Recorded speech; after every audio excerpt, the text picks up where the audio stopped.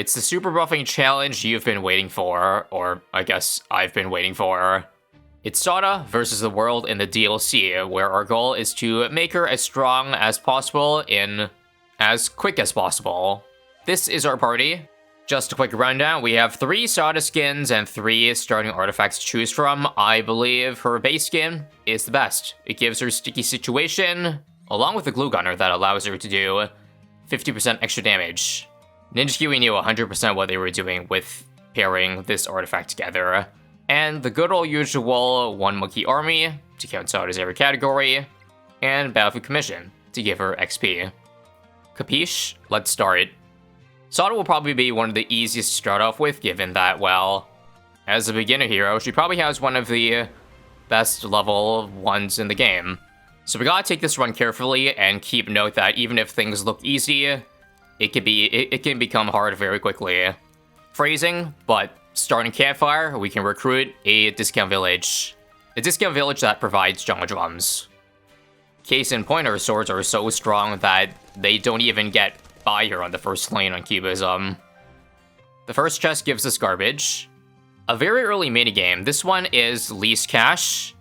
And while it is a little bit harder than Cubism, it doesn't really matter. If nothing got through a straight line on the first line of Cubism, then it definitely won't get through here, especially if I get Glue Hose for, again, 50% extra damage. Actually, no, don't do that, don't do that. I forgot, remember, Glue Hose would put me over the legendary wall. So I can only pick these middle of the game boost, of which I'll do 2 of them. We'll do damage, and you know what? Okay, let's just be a little bit safe and pick 3. And that really should be all we need. Although, okay, lead popping is an issue, so I guess I should invest in cooldown reduction, or try to find an alchemist in my recruiting party. Ooh, because as you see right here, oh crap, my leaping sword did not... I targeted strong, but it ended up hitting the fortified leads. Not the leads that were leaking. Let me just see. I can tank this, right? Ooh, just to note that with 1 Monkey Army, like all your other towers, also do 0 damage, unless it's a damage over time effect. Oh, actually, I guess what I could do, now that I mentioned damage over time, this is not over the limit, right? 6.7, yep, 6.1, okay. I should have gotten this, just for a little bit of utility, if there are more leads coming up, because I forget. So here's the lead, but you see, glue just needs to hit it once, and it's gone. Actually, wait, is it not? Hold on, it's not working. No. Oh, I know why. It's because this, I think, overrides this. I'm not sure, but maybe we'll get rid of that glue, just so this can be the only one hitting it. And let me see. Okay, never mind. I guess I was wrong about 1 Monkey Army. I know this works on alchemists, but not glue, I guess. I'm cooked. Okay, let's use a leaping sword very early. And let me search for cooldown. Oh, no, I got it. I found an alchemist, but this puts me over the cash limit, so I would need to pay a life if I want to redo it. Either way, I should try to... I was going to say, look for cooldown reduction. So quickening, even though this is all tower or whatever. Just have the leaping sword come back up faster, and that does it. As you see, I'm gonna use it now. And how many leads does I get? Oh, it misses some. Okay, that's no harm. Use another leaping sword. And another one. Good. Well, that was a lot harder than it should have been. Note to self, shore weaknesses before actually going to add more power. No damage here, but it does give us utility in the form of heightened perception. I don't know if it needs to be mentioned, but it is very important for a small range tower to, well, get more range, just like in the Pat run. At a campfire, we can upgrade Sticky Situation from 1.5 to 1.75.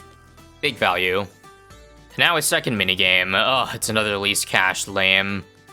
And I'm not ashamed to say it, but I love races way more. And I'm sad I don't get an opportunity to try it with Sauda. Thankfully, it is Resort, so just using her leaping sword ability anywhere in the circle gets good coverage, and I won't die. GG easy. And now we're rewarded with more damage with Elite Precision Legendary. Lovely and all, but I would love more attack speed and CDR. Campfire, I actually have no artifacts to enhance, so I have to pick any of these monkeys here. I'll just do a random ice monkey. And now for a phase mini-boss. Easy because, well, Sauda has a lot of damage, has innate camo, so it can easily damage phase. I guess the only issue is that she doesn't have full map coverage. We can't really easily move Sauda around. That's why it's very important to get, you know, more range. Because unlike Pat Fusty, apparently there's something weird with Pat Fusty, where even if you give it a lot of range, it's no bueno. His slap can only reach so far. And also, there's a big issue in that I can't glue because I don't have camo. I guess I could try decamoing, but I don't know if that even works, considering if a monkey does no hit damage, it might not even attack. And that's exactly what's happening here. Are you sure it says camo? But it's not decamoing it. I have to get a middle path for that to work. And because of that, I missed out on 1.75x damage. Well, thank God the first boss is not phase.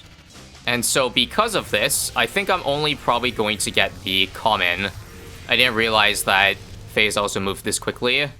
To get a rare would be 24. Doubt that's gonna happen at this rate though. Right? Yeah, I guess it's at 12. Bosses do be like that sometimes.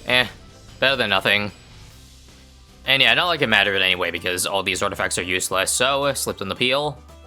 Ugh, still no Alchemist or Rest Top, but this Desperado could be used for a Deadeye range buff. Only Magic Rebuttal for a Bloon knockback, and even more damage. Okay, not Alch buff, but I did get a Let's Go with Top Path AMD, and that will inherently give Sauda light popping, so we got what we wanted, even if only half the equation. Nothing good at the last chest, so just pincushion. A lot of good stuff at the end stage merchant, so I'll buy a bunch of commons up. 12% attack speed, 10% attack speed, 8% attack speed. It's funny how the world works, because I got only damage buffs to start, and now it's all attack speed at the very end. So much so that these are now our stats coming into it. Heavily weighted in damage and not really a lot of cooldown reduction, but that's okay. Blast Populus does not need cooldowns or abilities. We can also start with all of the following, and still 16k to spare, probably into pumping levels into Sauda. Make sure that AMD is the only thing landing on Sauda here, and let go. Only 13k damage, and each swipe is already doing like 25. Yeah, this is gonna be easy. So easy that I would like to bring up, I guess, I don't know how popular this opinion this is, but I have seen some comments floating around that are probably in the large minority, but I would like to address it anyway, and that is in terms of these runs and how I should not rush through them, like by taking the longest path, otherwise I get burned, which is a valid point. However, couple things. Number one, the nature of Rogue Legends is blue encounters are boring as shit. And ultimately, I want to enjoy the content that I do, so that's why I make a compromise of trying to super buff the tower, yet still doing it efficiently. And also by going for a more risky short path, sometimes things can be more exciting. That's what I personally like in these runs, is the resemblance of a challenge, because if you take the longest, safest path every time, you're just going to see a curb stop like this Blast Populus here, which some people might enjoy, but I mean, I'm the one playing it. I won't find that as fun. What I do find fun is when a hero shreds like crazy, but the opposing thing is still a large challenge. End of story. Now, Sauda can burn stuff. And that's stage 1, done in just under half an hour. I will take the slightly longer right path in this one, because there's 2 sparklings, like, immediately. Chance for some big opportunities there. Starting Campfire, Zig then Zeg, 12 to 18% attack speed. Legendary Counter gives Hawk's Eye for 15% range, can't complain too much. A Sparkling minigame means I have the chance to get 2 legendaries just for beating it. And I bet I can definitely beat this in 2 minutes flat.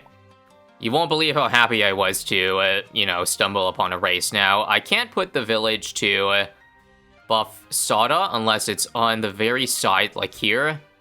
And I put Sauda over here, which I guess I'll have to do. It's fine. P mentoring.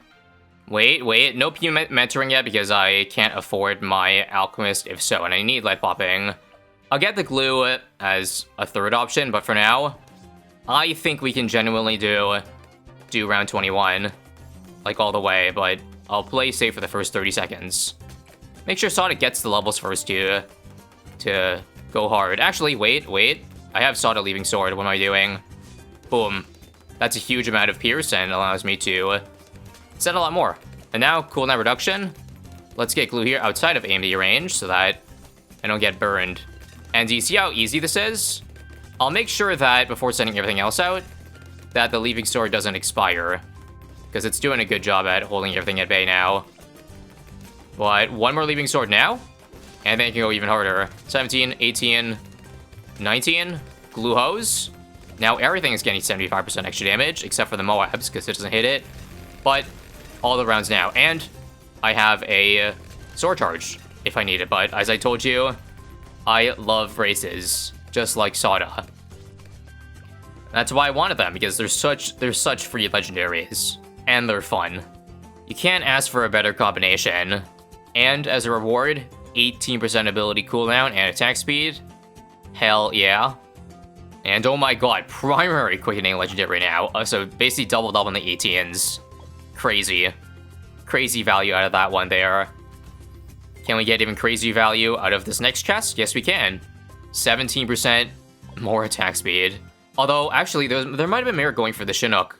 Yeah, I don't know, that might be a blunder. The utility of even downdraft is very good. And probably worth the sacrifice, but let's hope we find it again. We may still struggle to mini bosses depending on the map. Yeah, this crevasse map. On the bright side, it does take the longer route this way, but I don't have a Sauda spot that catches every balloon other than, I guess, here.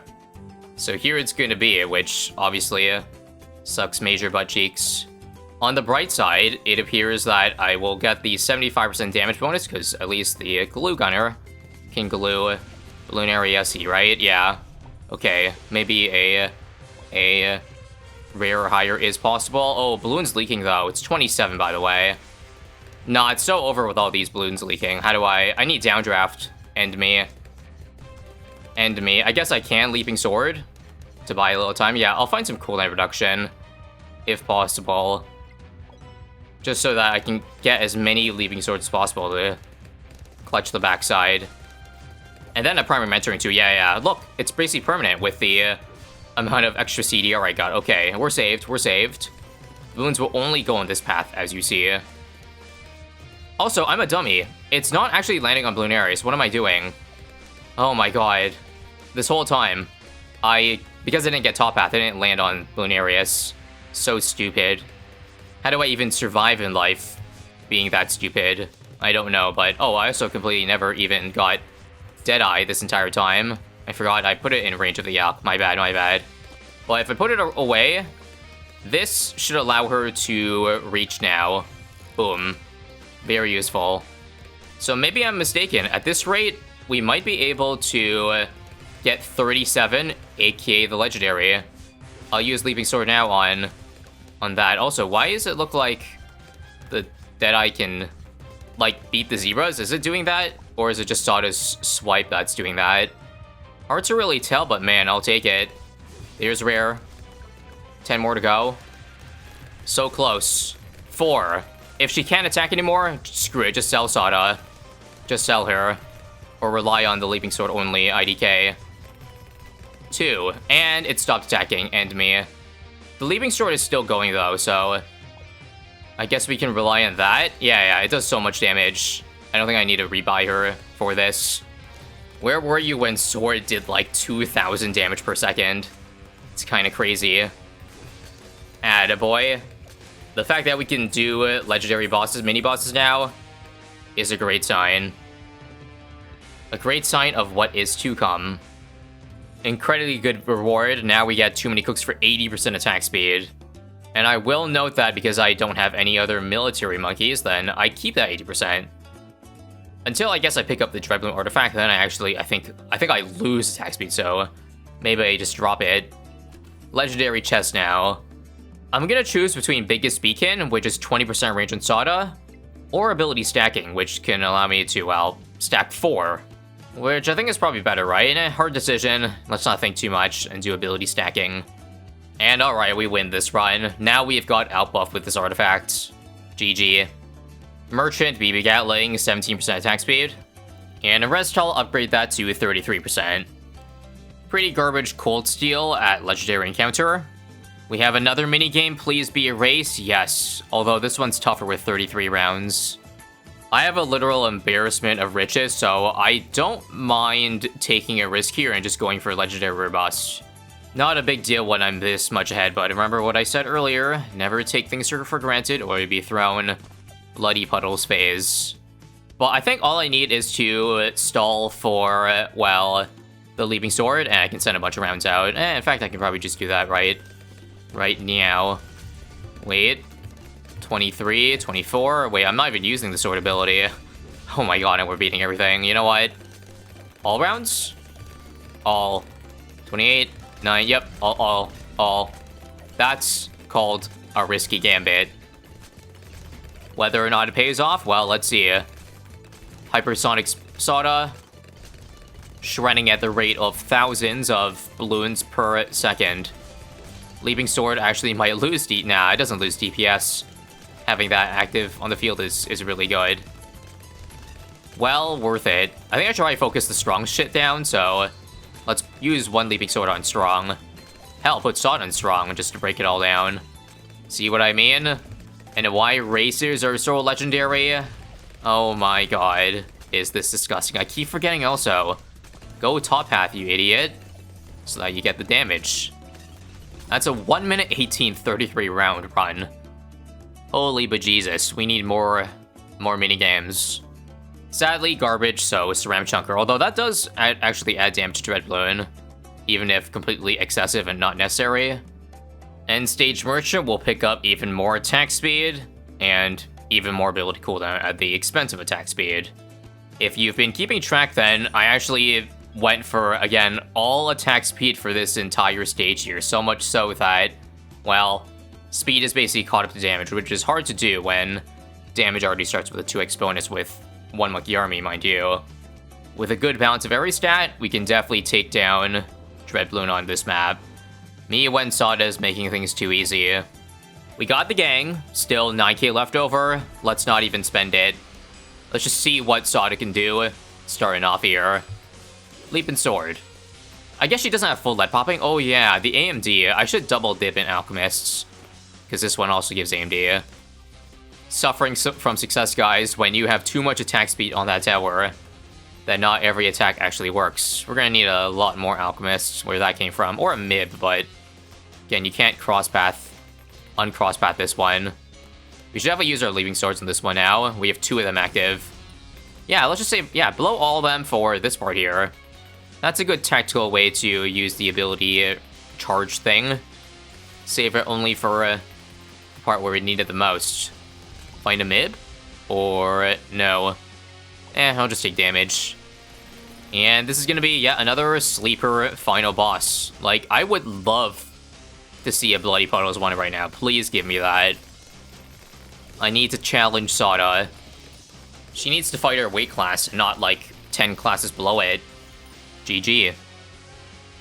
We'll just extract Pincushion Flyby. Because why not? And another 30-minute stage. This one just a bit over. Stage 3 appears to be phase. Okay, this could be the one. I'm 100% up to the task. Campfire 1 will turn Squadron from 17 to 26 attack speed. No choice here but to upgrade Alchemy, I guess. I also forgot about this map. This is the very first blue encounter of the stage, which I cannot beat no matter what, unless I have Arctic Wind. I guess I'll prioritize that. Because right now, yeah, even if she has a lot of range, she can't see over. Best I can do, I guess, is here. But it doesn't look like it reaches. I can try, but nope. Actually, wait, I can still beat this if I just use Leaping Sword. Right, who needs a sword in range? Okay. We're saved by the sword ability with double cooldown. Never mind. That's pretty awesome. And now with Outbuff, she is able to swipe, so if we can do Flooded Valley, we can do anything. Legendary encounter gives us 3 garbage. This phase mini-boss is one where 40 is the legendary goal, by the way, so let's see if we have what it takes now, I guess. I'll definitely get more range here. And I still don't have proper decamo, sadly, for the bonus damage on glue targets. However, I think if I do Desperado, then doesn't Deadeye give temporary camo? Let me just see. Please, let it work. 102? Or is that only for tier 4? I might be forgetting, but either way. Let's use our 4 leaping swords. That should accelerate damage heavily. And screw the glue gunner, I guess. Now, more range with these 2. And the fact that we are well halfway through with this much track length to spare puts us in good shape. We'll continue to see Deadeye for a bit more range and upgrade to Bounty Hunter for an even bigger buff while spamming these MFs in the process. There's Rare at 30. Another one.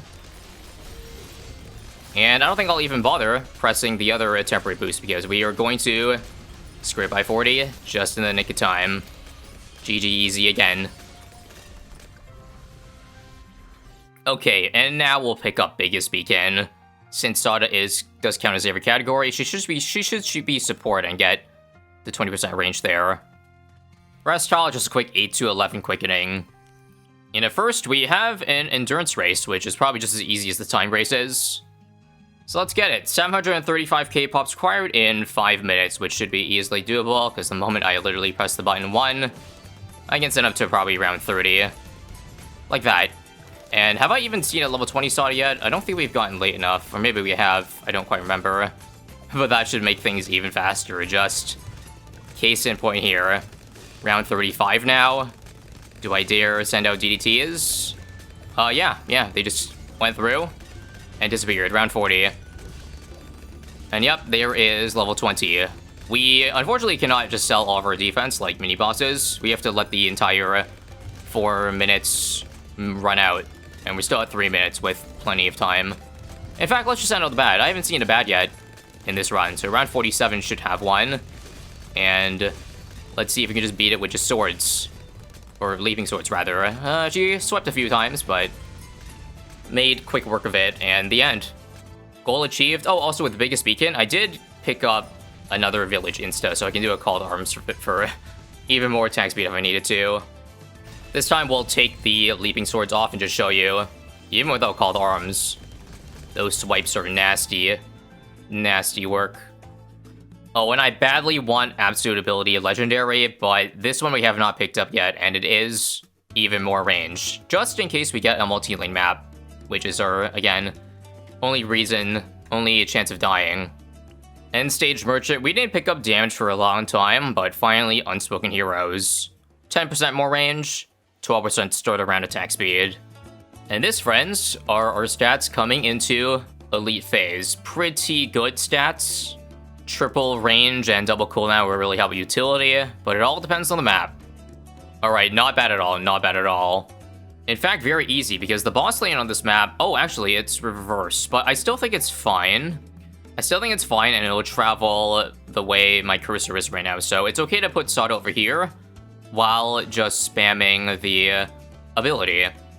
Actually, something like here is good, so that she can at least see a bit on the right side, because I don't like how little we have on the exit here. Oh, and also, because I have camo now, I can finally glue the goddamn phase and get the extra damage from it. So, let's take a look. Set her on strong, and just let the leaping swords for now do the damage, while Sauda levels up and continuously gets stronger.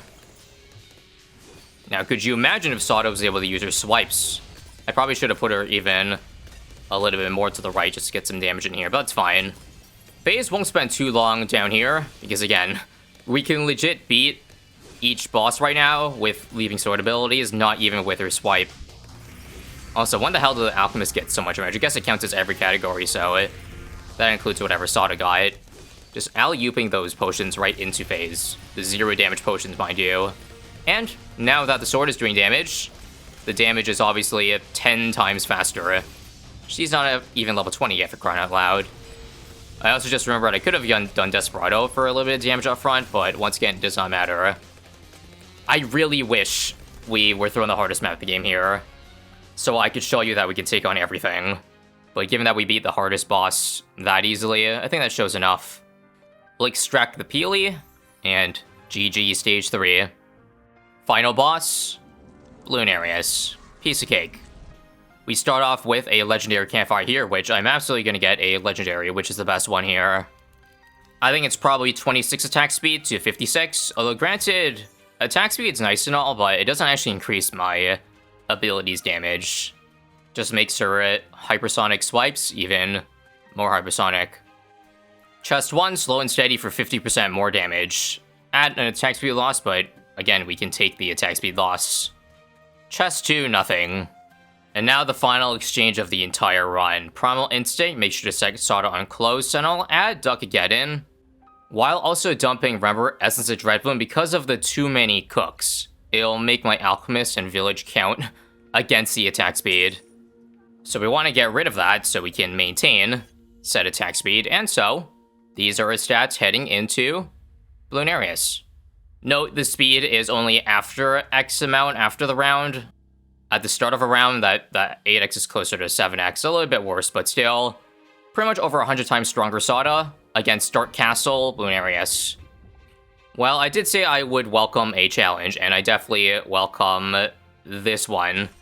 Dark Castle, even though it's technically an easy extra map, it's very hard for bosses because of how short it is.